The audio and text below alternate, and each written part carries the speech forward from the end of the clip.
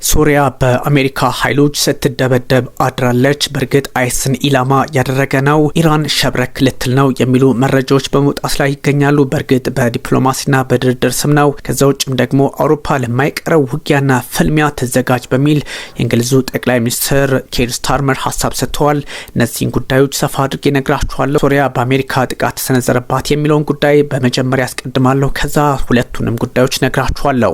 የአሜሪካ ጦር በሶሪያ ላይ ከባድ ጥቃት ሰንዝሯል። ሶሪያ ላይ ከባድ ጥቃት ሲሰነዘር ከሶሪያ መንግስት በተቃራኒው የቆሙ እንደዚሁም በዓለም ፖለቲካ ላይ የራሳቸውን መንገድ የተከተሉ አፈንጋጭ የተባሉት ኃይሎችን አይስ ወይም ደግሞ ኢስላሚክ ስቴትስ እንደሆነ ዋሽንግተን አሳውቃለች። በሶሪያ ምድር የተለያዩ የኢስራኤል ይዞታዎችን አሜሪካ መምታቷን ይፋ አድርጋለች። ፔንታጎን እርምጃ የወሰደው ለበቀል እንደሆነ በግልጽ ተቀምጧል። ዘመቻ ሃውኬ በመባል ይታወቃል። ይህ ዘመቻ ደግሞ እጅግ አስቸጋሪ በመካከለኛው ምስራቅ ያለውን ፖለቲካ ሌላ አቅጣጫ የሚያሰጥና የሚያውክ እንደሆነ ይነገራል።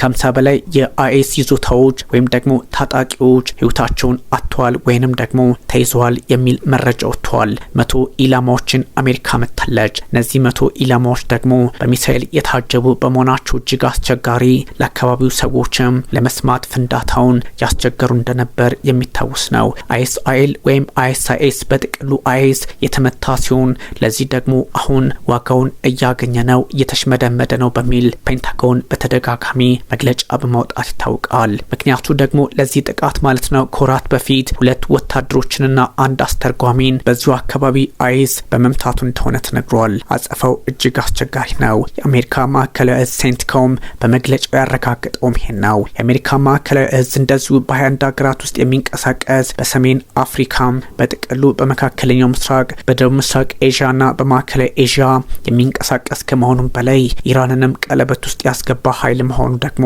በግልጽ መታወቅ ያለበት ጉዳይ ነው። ከየካቲት 3 ከፈረንጆቹ አቆጣጠር ጀምሮ እስከ 12 በእነሱ አቆጣጠር ማለት ነው ከ30 በላይ ኢላማዎችን በሶሪያ ምድር አሜሪካ መምታቷን በሴንትኮም ወይም ማዕከላዊ እዟ በኩል ዓለም ትወቅልኝ ብላለች። መሰረተ ልማት፣ የጦር መሳሪያ ማከማቻ ኢላማ ጠብቆ አውዳሚ የጦር መሳሪያ ሚሳኤል ጭምር እንደወደመበት አይስ ፋ ማድረግ ቢጠበቅበትም ግን መግለጫውን የምትሰጠው አሜሪካ ናት። ሴንትኮም ወታደራዊ ግፊቱን በማጠናከር ቀሪ የአይስን አባላት ማውደም ችለናል የሚል መረጃ በማጋራት ሂደት ላይ ነው። አይስ ግን የራሱን አባላት በዓለም ዙሪያ በመመልመል አሁንም ጠንካራ ሆኖ እንደሚቀጥል በተለያዩ መግለጫዎች ሀሳብ በመስጠት ይታወቃል። በታሪካዊቷ የሶሪያ ከተማ ፓልሚራ የተሰነዘረው ጥቃት አሜሪካን አናዷት ምላሿ የከፋ ሆኗል። ላለፉት 2 ወራት ከ100 በላይ ኢላማዎች መመታታቸውም ከዚህ ከመበሳጨትና ከንደት አንጻር እንደሆነም ተነግሯል። በሌላ በኩል የሶሪያ መከላከያ ሚኒስቴር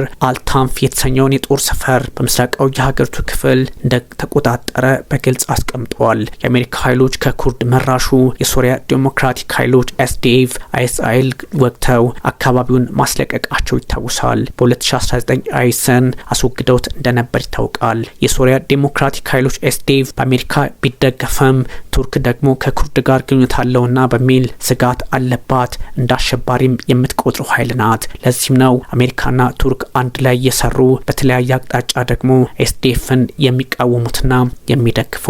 ያ ማለት አሜሪካ ኤስዲኤፍን ስትደግፍ ቱርክ ደግሞ ኤስዲኤፍን እንዳሸባሪ ትቆጥረዋለች ነው። ይህ የፖለቲካ ጉዳይ ነው። በ2019 አይስ ለቀቀ ከአካባቢው ተብሎ ቢታሰብም አሁንም ግን በተለያዩ አጋጣሚዎች የተለያዩ ሁኔታዎችን በመፍጠር ላይ ይገኛል።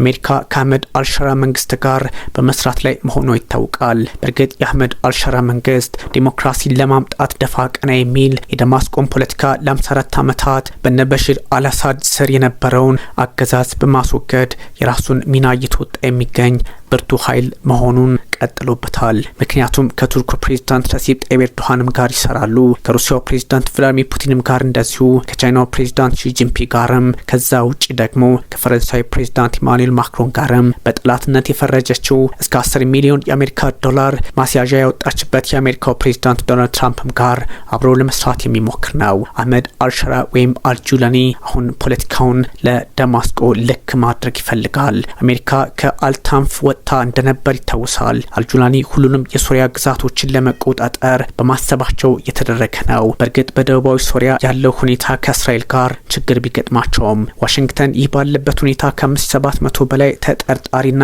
የአይስ አባላትን ከሶሪያ ወደ ኢራቅ መውሰዷም ተሰምቷል። ይህ ሌላ አቅጣጫ ያለውና ትርጉሙን ውስብስብ የሚያደርግ እንደሆነ ተነግሯል። ኢራቅም ከ61 አገራት የተያዙ የቡድኑ አባላት የአይስ ለማለት ተፈልጎ ነው ደርሰዋል ወደ ምድሬ በሚል አረጋግጣለች።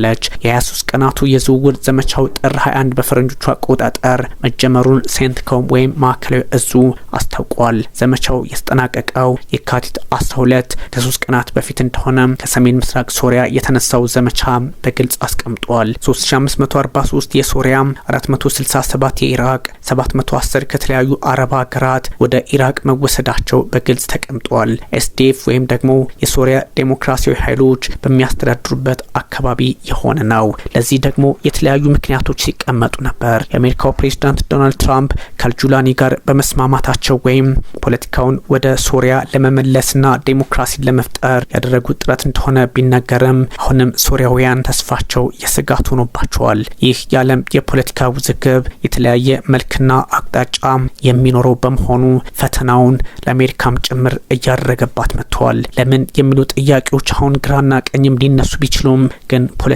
ፖለቲካ ነው እየተባለ ይገኛል።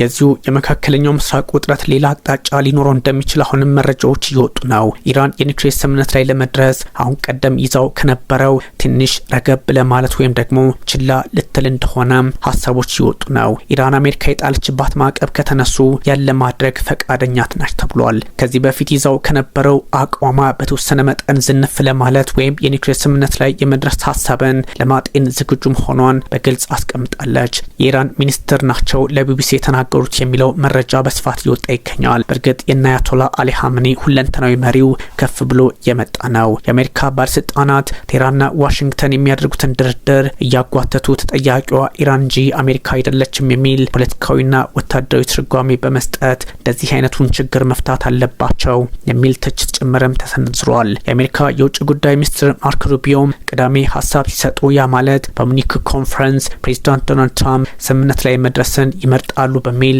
ሀሳብ ሰጥተው ነበረ። ግን ከኢራን ጋር መስማማት ለመፈጸም እጅግ አስቸጋሪ እንደሆነ ይገምታሉ። በዚህም ደግሞ ጦራችንን እያዘጋጀን ነው የሚል ሌላ አንደምታ ያለው ሀሳብ ሰጡ። ያ ማለት ደግሞ የዩኤስኤስ ጀነራል አርፎርድ የጦር መርከብ ከካሪቢያን ወደ መካከለኛው ምስራቅ የመንቀሳቀስ እድል እንዳላት መነገሩን በሌላ አቅጣጫ አረጋገጡ። ታዲያ ይህ ባለበት ሁኔታ የተለያዩ ሀሳቦች በመውጣት ላይ ይገኛሉ። የኢራን ምክትል የውጭ ጉዳይ ሚኒስትር ማጂድ ታክት ራቫንቺ አሁን ኳሱ አሜሪካ ሜዳ ላይ ነው በሚል አረጋግጠዋል። ይህ ማለት አሜሪካ ከፈለገች ትደራደር፣ ካልፈለገች ደግሞ ትምታን፣ እኛም አጽፈው አለን የሚል ትርጓሜ የሚሰጥ ሆኗል። ታዲያ ቅን ከሆኑ እንስማማ ነው ጉዳዩ። ወደ ስምምነት የሚያደርሰውን መንገድ እንደምንወስድ እርግጠኛ ነኝ በሚልም ሀሳብ ሰጡ። ግን የነ ፔዜሽኪያና አያቶላ አሊ ሀምኒ ሀሳብ ነው ወይ?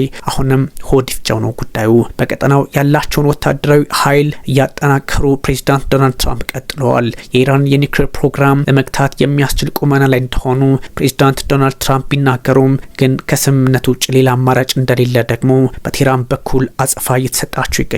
ትራምፕ ይህን ይላሉ። ታዲያ እንደራደር በሚል የእስራኤሉን ጠቅላይ ሚኒስትር ሳይቀር ሀሳብ የሰጡት ፕሬዚዳንት ዶናልድ ትራምፕ በተመሳይ ደግሞ ጦር ካላዘመትኩ ይላሉ። እጅግ አስቸጋሪው ፖለቲካ አሁን ደግሞ ከኢራን በኩል የተወሰነ መለሳለስ አምጥቷል።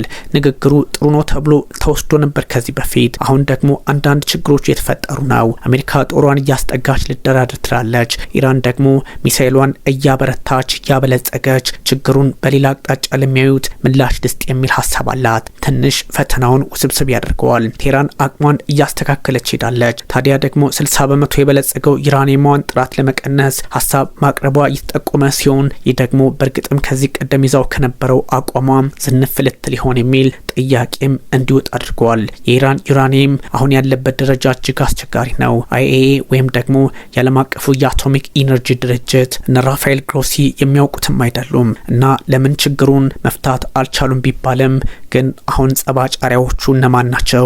ፕሬዚዳንት ዶናልድ ትራምፕ ወይስ ደግሞ አያቶላ አሊ ኻሜኒ ፈተናውን ሌላ መልክ እያሰጡ መጥተዋል። ፕሬዚዳንት ዶናልድ ትራምፕ ለመፍትሄ ይሰራሉ ሲባሉ ለጦርነት ደግሞ ሌላ ነጋሪት ጉሰማ ውስጥ መግባታቸው ያው ችግሩን ይጠቁማል። ይህ ባለበት ሁኔታ ደግሞ እዛው አውሮፓ ውስጥም ሌላ ስጋት አለ።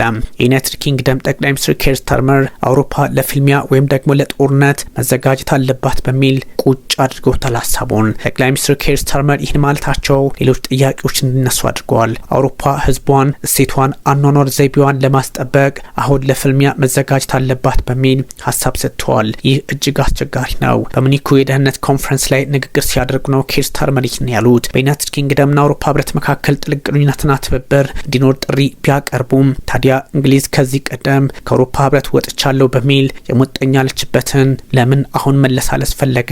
ንግዷ ስለተፈተነ አሜሪካም ጀርባ ስለሰጠቻት የሚል ጥያቄም እንደዚሁ መነሳቱን ቀጥሏል። ጠቅላይ ሚኒስትሩ አውሮፓ በራሷ እግር መቆም አለባት ይላሉ። ግን ደግሞ ችግሩ አገራቸው ከአውሮፓ ህብረት ለምን ተገንጥላ ወጣች? አውሮፓ ያን ያህል አያስፈልገኝም ብላ አይደለም ወይ የሚል ጥያቄ ይነሳባቸዋል። ዩናይትድ ኪንግደም ከሩሲያ የሚነሳ ስጋትን ለመቀልበስ የሚደረገውን ጥረት ሁሉ ለማጠናከር ከፍተኛ አቅም ያለውን የባህር ኃይሏን በአርክቲክ እንደምታሰማራ መግለጻቸው ደግሞ በእርግጥም እኛ ቁርጠኞች ነን ለማለት እድሉን ፈጥሮላቸዋል። ይህ እጅግ አስቸጋሪ ነው።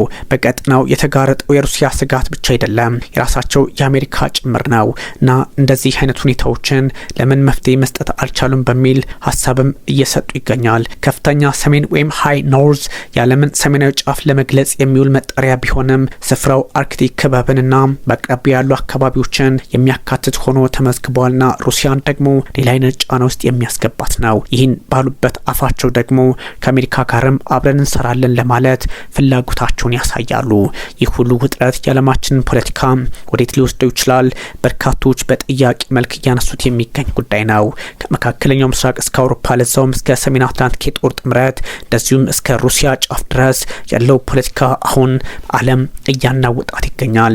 ለዛ ደግሞ ፕሬዚዳንት ዶናልድ ትራምፕ የቤት ስራቸውን መስራት እንዳለባቸው ቢነገርም ትራምፕ ግን እኔ ለአሜሪካ የቆምኩ ነኝ የሚል አቋማቸውን በተደጋጋሚ በመግለጽ ላይ የሚገኙ ቁልፍ ሪፐብሊካን ሆኖባቸው አርፈዋል። ለዚህም ነው ችግሮች ተወሳስበው ይቀጥላሉ፣ ፈተናው አደገኛ ሊሆን ይችላል የሚል ፖለቲካዊና ወታደራዊ ትንታኔ እየተሰጠ የሚገኘው። ፕሬዚዳንት ዶናልድ ትራምፕ ከኬር ስታርመር ጋር አብረው መስራት አለባቸው ቢባልም እንደዚሁም የመካከለኛው ምስራቅ ፖለቲካ ሲታከል አያቶላ አሊ ኻሜኒ ጉዳዩን ሌላ መልክ አሰጥተው እናንተ እነማን ናችሁ ለማለት ይደርሱባቸዋል የሚል ፖለቲካዊ ውጥረት ሊፈጠር ዓለምን ያስገድዳታል።